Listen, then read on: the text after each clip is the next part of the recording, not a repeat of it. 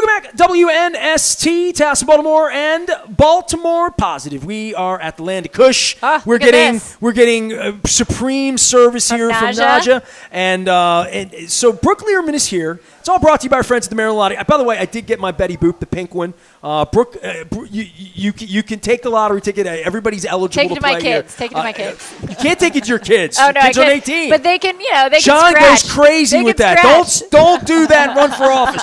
Win donation and our friends at Goodwill. I tell the funniest story about that because my wife's sister did that when she was a little girl. Oh, yeah. And at Christmas time, every time I do a lottery segment, they're like, they are not stocking stuffers. They are not stocking stuffers. So I just want to make sure. Brooke Lierman's running for controller, but more than that, I want to get Naja a headset here because we're about to have people have made fun of me today for doing the vegan crab cake thing, and it's fine. I mean, they're like, there is no vegan crab cake. If it's vegan, it's not a crab cake, So I'm like, all right, well, we're going to get down here and get to the bottom of this. Brooke, I'm not wrong in saying you recommended this, right? Because we wrote to a bunch of people. And I know Odette recommended it, and I know Theroux, and he'll be here in a little bit too. Vegetarians know about this joint, right? Yes. Vegan people know about this joint. And I had never been here downtown. I live down here, and I'm going to the Meyerhoff on Monday for the Ravens celebration. Buy Purple Rain 1, please. And I don't know what's in it. I have done no research. My wife woke up this morning. I'm brushing my teeth, and she never does this. And she likes crab cakes. She came in with your menu at 7 this morning. She's like, all right, here's what I want, And she started soul food, vegan soul food. We'll have this. And I'm like, okay, I'll bring dinner home today. You can't go wrong. I'm in the right. Am I in good hands here, Brooke? You are in good hands. It's now, good why stuff. did you recommend Naja? And then we're going to get your story here all afternoon. Sure. Well, when you're looking at crab cakes and you're doing your crab cake tour, you can always go to the Cocos, the Fadleys. They're amazing. There are other great spots around the city too, of course. But this is off the beaten path to think of a vegan crab cake. And Naja and Gregory are really community minded. Smells like a crab cake. It smells like it's got. It looks like a crab. And it's fun. It's good. You wouldn't know. I mean, honestly, like if you eat it, you wouldn't guess it was vegetarian or vegan. I mean, it's sort of a fun, different thing to try. And so I was happy to recommend Land of Kush. All right, so I'm going to tell you the first thing that I already like about it. First, it smells great.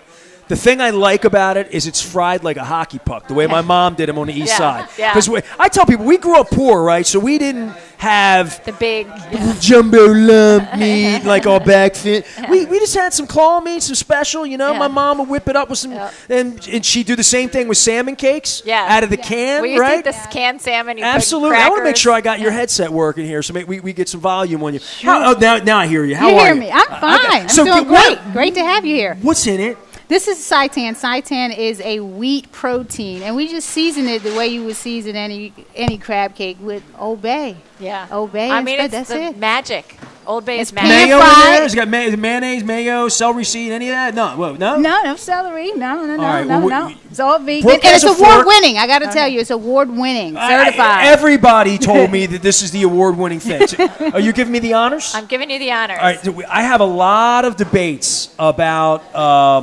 remoulade because I do the crab cake tour, right? Or tartar. So they're giving a tartar and cocktail. Cocktail. So when I was a kid, and this is sort of like the former president putting, ketchup on a well-done steak, I would not put cocktail on jumbo lump, but I grew up with cocktail. I didn't like mustard. Yeah. So remoulade's like a New Orleans. I didn't have that's Gucci. I didn't have that till I was 30. We didn't have remoulade in Dundalk in 1985. Believe me, we didn't. So you recommend I eat it regular, or what are you recommending here? This is a yum sauce. I like it with the vegan tartar sauce we make, but both sauces are really, really good. All right. So this is yum. Yum Now that's sauce. like an Asian thing, right? Yes. So this is not a remoulade. No. I just want to have it regular first. Okay, try it. I don't want to. Hey, you're going to like it regular. I don't want to insult the chef. Hey, this is live. It's the first this time. This is a big deal. Your facial expression will tell it all. How many crab cakes have I've had thousands You've of had crab thousands cakes. of crab cakes. It's my first vegan. First vegan crab cake. And it's, what is it? Seitan. That's a wheat protein. Spell that. Seitan. It looks like a crab cake. It looks like a crab cake, yeah. Oh.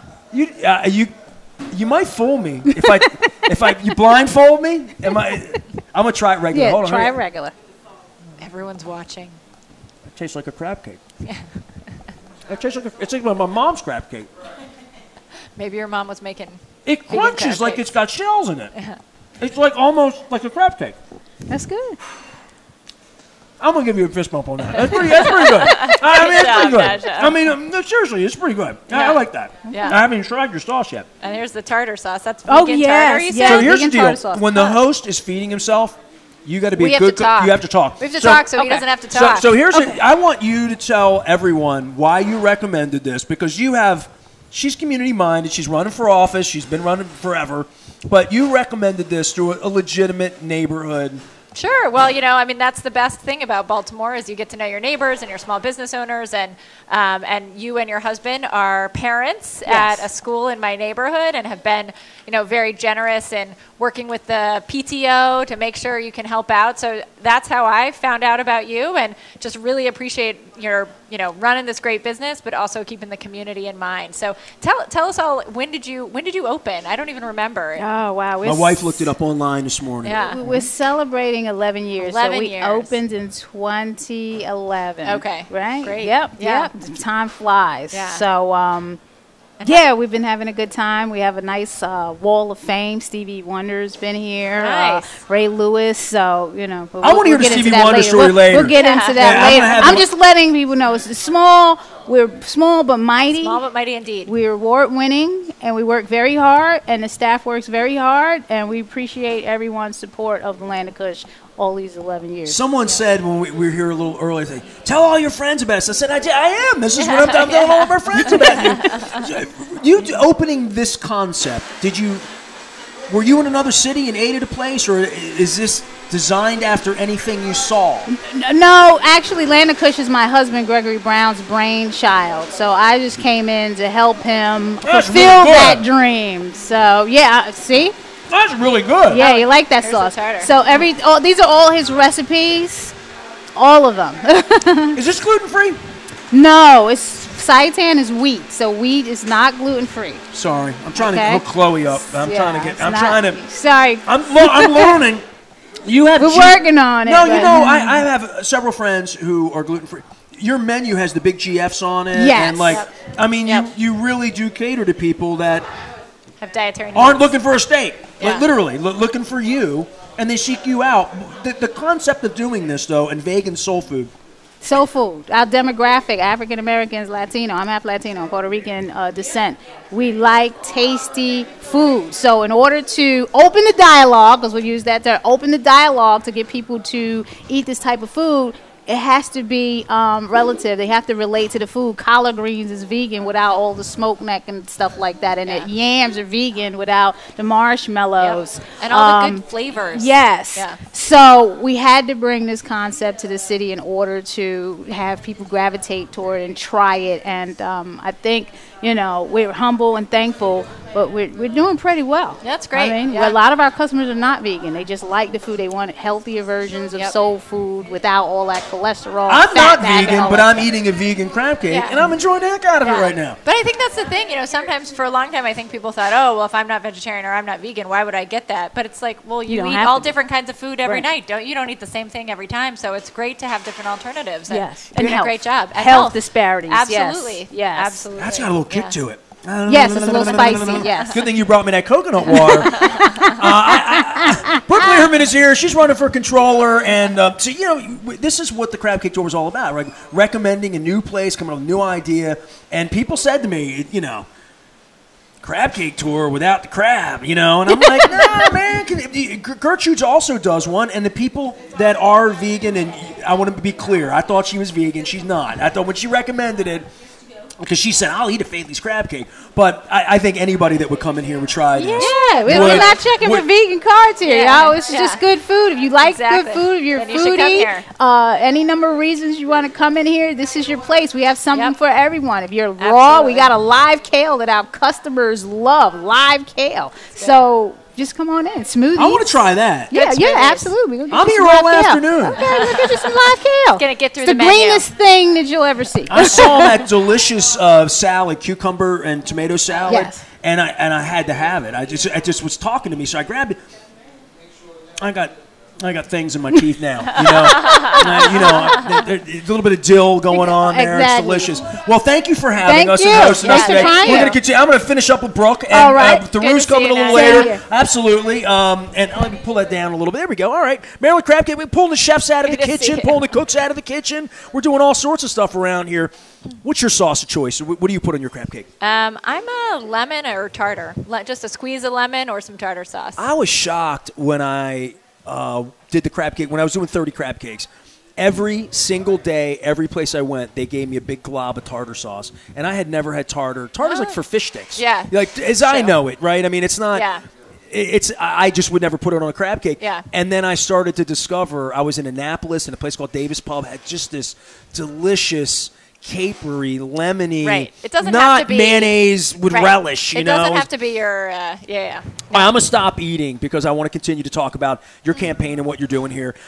Moving the election, from the inside of running a campaign, and I have so much respect for any of you running campaigns because it's, especially when It's a lot of work. you're sitting in one office and serving people Yep. and taking that on. This is, and children. I mean, you're just like one of the busiest, most ambitious people I've ever met, honestly. Well, thanks. There's a lot to do. We can't, I don't want to waste a day. So. Well, the election moving, how did that affect your campaign specifically? Sure. Well, there was a great article in a local newspaper that's sort of like a local Onion, the Onion, the parody. Sure. And the local newspaper joked that the Court of Appeals had moved the election date for 3 weeks just to give Brooke Lierman more time to explain what on earth a comptroller does. So it was pretty funny. Yeah. But, for me, for anybody who's running for office, it's more time to connect with voters. Certainly I worry about turnout in a mid-July election. So it means we have to really be ramping up and reminding people to get their mail-in ballot if they're not going to be here in July. Mail-in ballots are coming out in early June.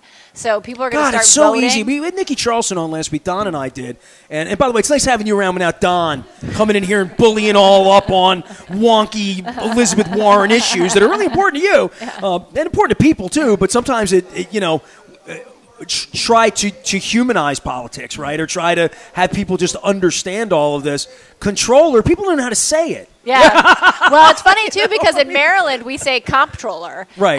And lots of other places, they say controller. But also a controller, C-O-N-T-R-O-L-L-E-R, is different than a comptroller. So, it's different See, words. Chloe's on the light. She already knows what's going on. Lights went out. They crushed the lights on us. We have these fantastic lights above us that are lighting us up.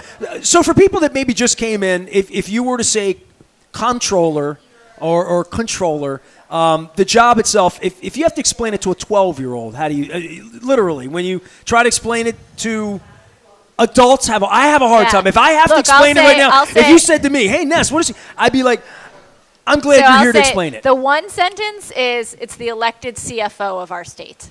In one sentence. But I've never heard it put that way. That's one sentence. Money in, money out goes through the comptroller's office, right? Every dollar in, every dollar out.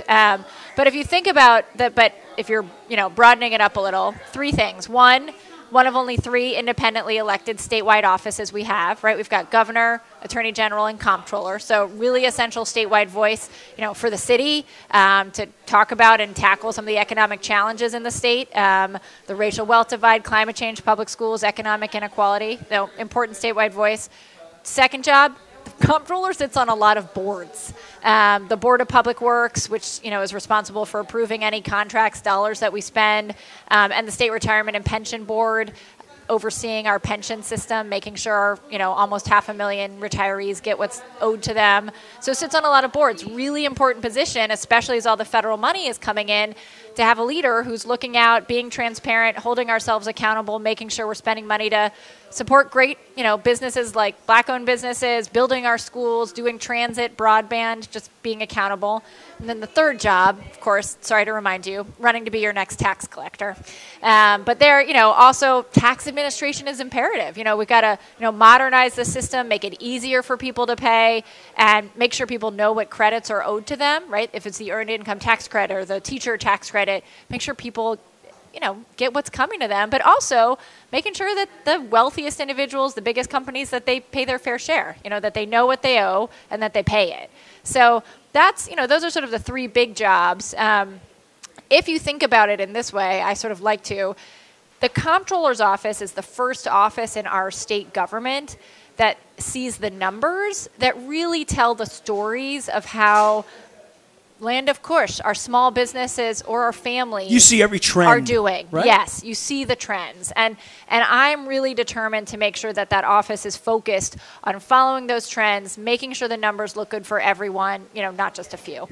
One thing that has come to me, and maybe I just know a couple rich people, right? But I've known some people here who are really trying to get the hell out of Maryland, as they would say, right? Yep. And protect their wealth. And listen, I mean, I've tried my whole life to be wealthy, right? I mean, I wish I had this problem, right? I had other issues, but for people to say, I'm leaving the Keys, I'm going to Delaware. Just you don't have to go far, right? I mean, to say we'll get a better deal there, a better tax deal for my children, my grandchildren. I'm getting to be at that point that if I had that money, and I would say, so if I die in Maryland, my kids are going to get cost X thousands, millions, whatever that number is, it's too much, right? How can we fix that? This flight that we've had that I know about only because I know some successful people who care. I talk to Leonard Raskin all the time from Raskin Global, one of my partners here, about that. He sees it in his world all the time. And people like him are telling their people, get out because of the tax situation. And I don't know enough about it, which I'm coming to you about it. So I think a couple things. I hear this all the time too. And what I talk with people about are a few things. Number one, we need to really understand the problem at a much more granular level. So working with our CPAs, working with tax attorneys who are advising their clients on how to, on where to go, understanding why they're doing it, what is it that they think Delaware is so much better, and why. So really bringing people together to analyze and get granular and specific about which taxes people think are so onerous. This year we passed the largest tax decrease. I mean, it ended up being through a tax credit for retirees in the state of Maryland in the past 50 years, right? Recognizing that people who are retiring, who are on fixed incomes, we want to lower their tax burden. So there's a decision here, right? Right. There's a decision. And so, but we need to be really granular and look at the numbers and what's happening here versus what's happening in other states. Number two is we need to be realistic about that we have different tax structures. So Pennsylvania, Delaware, and Maryland, we all tax very differently, right? We collect different numbers of sales taxes. We do different, different income taxes, different, some places have state, local, municipalities. We have different kinds of government. So we have to, in some way, somebody said, can you just create a calculator so I can figure out how much it'll cost me to live here? Sure. Right? I mean, but the people I know, if my wife, we're talking about retirement now for her. She turns 50 in a couple of weeks. She doesn't look it. But she's like, maybe it's 60. Okay. I want to be gone. And looking at it and start to say, all right, where are we going to be? What's the plan? What's the strategy? And people now would say, well, Florida, here, there, wherever that Valhalla, that perfect place where you're going to live on whatever your income's going to be. And I want that to stop. I don't want the smart, sharp people to tell me you should leave. But there's trade-offs everywhere, right? Sure. And so we have to make the case for why Maryland is a place where retirees should stay, right? And I think that's a lifestyle issue, right? Sure. I mean, we have to be able to make that case. And it's, it's about aging in place and giving people that opportunity, making sure they can thrive. It's about, some folks want to stop driving. Can they get around easily and safely without a car? It's about, long-term care insurance. Are we incentivizing it and making sure that people can stay in their homes and have the supports they need? So there's a lot of different factors that go into where people want to end up retiring and living their final days. But we want to be, we want to make the case for why Maryland's there. And the comptroller's office, that's something that we can be doing, certainly on the tax side and working with our legislators to really analyze it. So I'm excited to be an advocate for older adults and for kids too, because we've got to be investing in childcare and making sure that folks can get what they need from the very beginning of life to the very end of life. So if Don were here right now, he would jump up on the table and endorse you and point at you and say vote. So I just want to throw that in. I don't endorse much, but the Republican guy's going to come on the show, but he knows I'm not going to vote for him. But I want to hear both sides of this issue because I hear it all day because I have Republican friends and Democratic friends. Of course, so do I. And I have rich friends and poor friends. I have city friends and county friends. All of that as to your point, these three big jobs that are on the line every 4 years and more important than ever because there's going to be a lot of change. Yep. There's going to be a lot of change in the state right now. We had Brian Frosch on a couple weeks ago down at Faithley's. He was not vegan, by the way. He went after the crab cake. Or pescatarian, which you would go after the crab cake at Faithley's. But the winds of change, all of this money coming in, there's a chance here to do something different. There's a chance to do something big and to really have our kids and grandkids sort of look back and say, like, we got it right in Maryland, right? When all that money came to Maryland, we were transparent, we were accountable, we had high standards, and we made sure we built the red line. We made sure that we were spending it on our communities in a way that would build a more prosperous state for decades to come. Can you make a case that the red line's not dead? The red line isn't dead if we don't want it to be. We hold our transit fate in our hands. And so How can that be resuscitated in a way that brings it back to where it was 8-10 years ago, where there was some inertia to get it done, and we were literally one election away from getting it done. And there would have been a whole lot going on here the last 8 years that would have been different. Yeah, it would have been really different, and we would have a great light rail about to open.